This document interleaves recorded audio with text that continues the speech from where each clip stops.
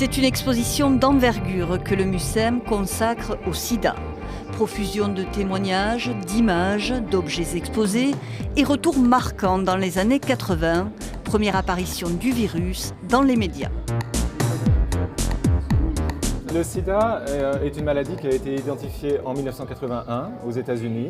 Assez tôt en France, on identifie les premiers cas chez des patients homosexuels, mais pas exclusivement.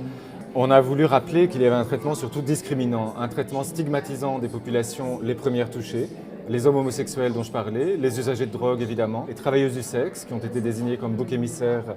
Des minorités stigmatisées qui font rapidement entendre leur voix contre l'inertie des pouvoirs publics et l'impuissance thérapeutique.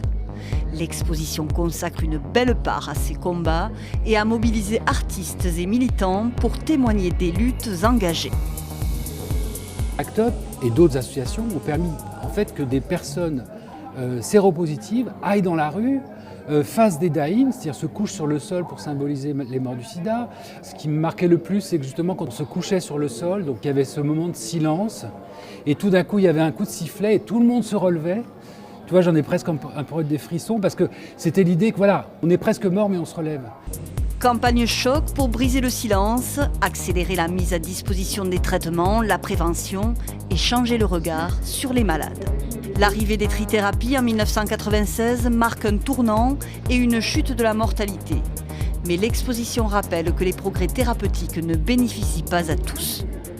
Dans les pays du Sud, il a fallu une mobilisation absolument extraordinaire ici de militants sud-africains, l'association TAC, Treatment Action Campaign, qui a milité pour l'accès au générique, là où l'industrie pharmaceutique voulait continuer à vendre les médicaments à des prix inabordables pour la majorité des pays du Sud dans lesquels vivait le plus grand nombre de personnes vivantes avec le VIH. L'épidémie n'est pas finie et la lutte se poursuit, c'est le message lancé ici.